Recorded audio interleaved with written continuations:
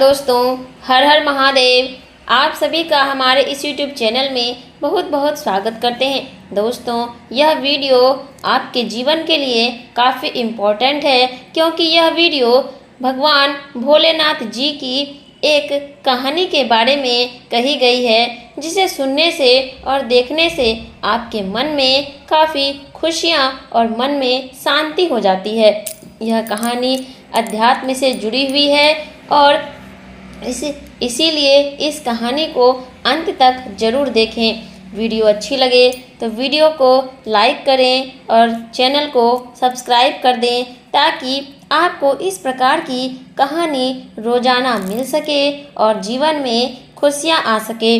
तो दोस्तों, आपको हम बताने जा रहे हैं कि भगवान शिव ने काशी को क्यों त्याग दिया था। तो आज हम बात करेंगे इसके बारे में।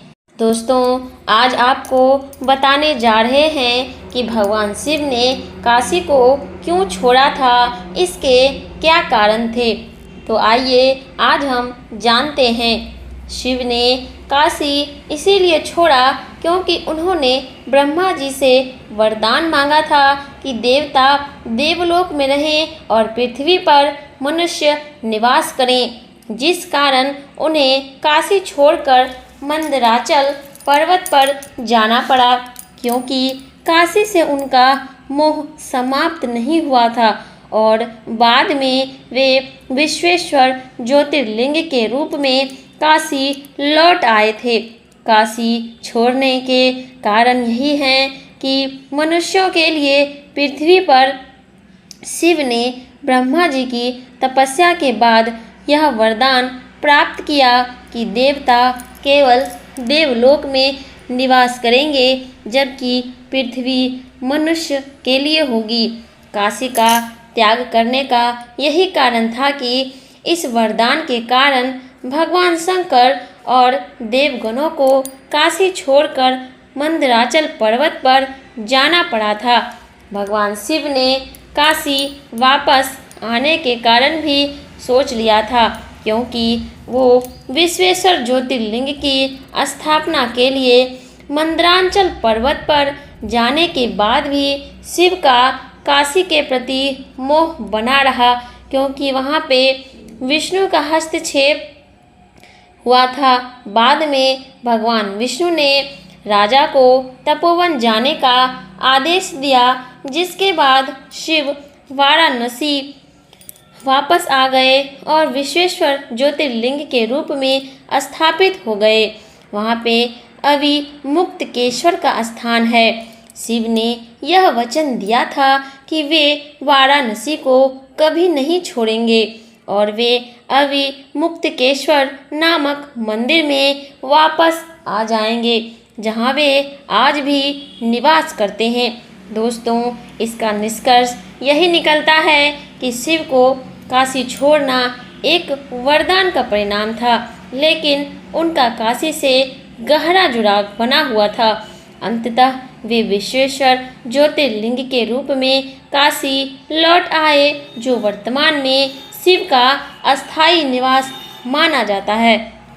और मित्रों, आपको ये भी जानकारी दे दें कि काशी का सबसे प्रसिद्ध शिवलिंग नाम काशी विश्वनाथ है, जो भारत के 12 ज्योतिर्लिंग में से एक माना जाता है। इसका उल्लेख विश्वेश्वर ज्योतिर्लिंग के रूप में भी किया जाता है।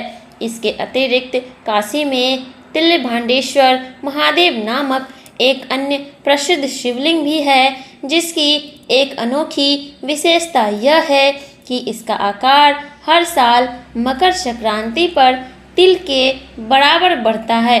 यहाँ काशी विश्वनाथ शिवलिंग यह भगवान शिव को समर्पित एक बहुत ही प्रतिष्ठित मंदिर है और इसे 12 ज्योतिर्लिंग में से एक माना जाता है।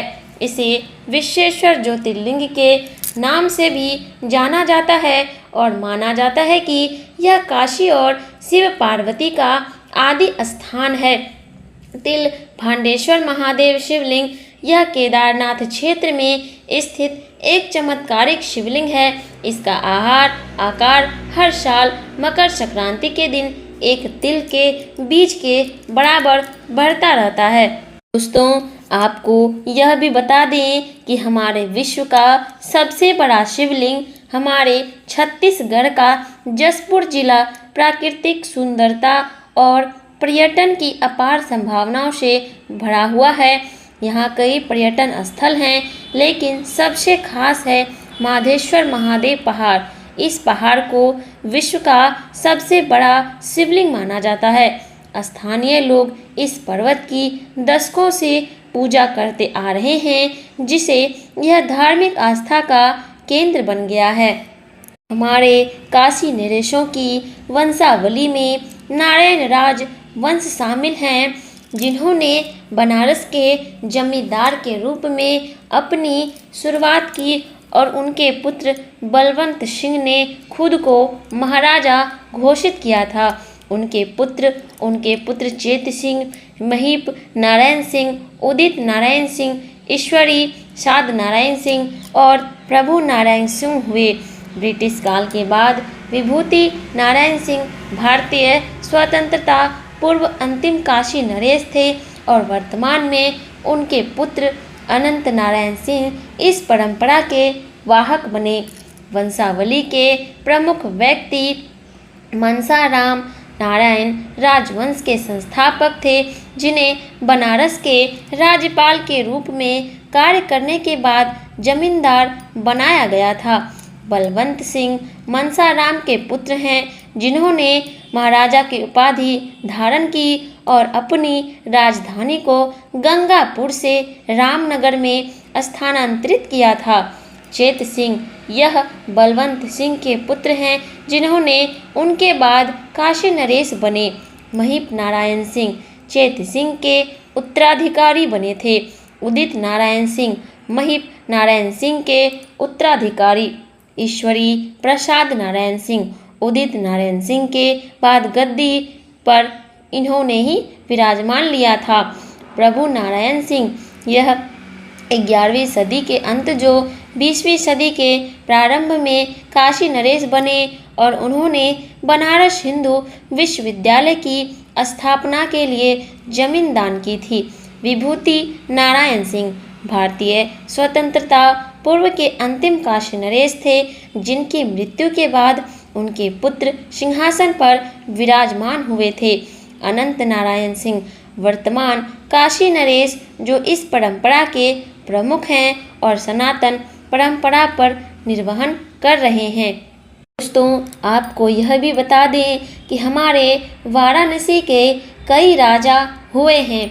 इतिहास के अनुसार पौराणिक काल में दिवोदास राजा थे। जैन धर्म के अनुसार पार्श्वनाथ के पिता अश्वसेन राजा थे और भारत की स्वतंत्रता के बाद काशी के अंतिम राजा विभूति नारायण सिंह थे, जिन्होंने 1947 में भारत के विलय दस्तावेज पर हस्ताक्षर किए थे और पौराणिक और ऐतिहासिक राजा बने थे। दिवोदास एक प्रसिद्ध पौराणिक राजा जो काशी से देवताओं को बहिष्कृत करने के लिए जाने जाते थे, और अश्वसेन जैन तीर्थकार पार्श्वनाथ के पिता और महाभारत काल के काशी के राजा थे। और बलवंत सिंह, चेत सिंह, महीप नारायण सिंह ये काशी के कुछ ऐतिहासिक राजा थे, जिनकी एक सूची विकिपीडिया पर उपलब्ध है। दोस्तों, आपको हम बहुत सारी जानकारी देंगे। आप हमारे वीडियो को ज़रूर से ज़रूर लाइक करें, ताकि हम आपको और भी ज़्यादा इसके बारे में जानकारी दे सकें, और हमारे चैनल को ज़रूर से ज़रूर सब्सक्राइब करें और हम आपको बता सकें कि हमारे बनारस के क्या क्या इतिहास हैं और पौराणिक कथा के अनुसार इनकी कैसी रचना हुई है। हर हर महादेव।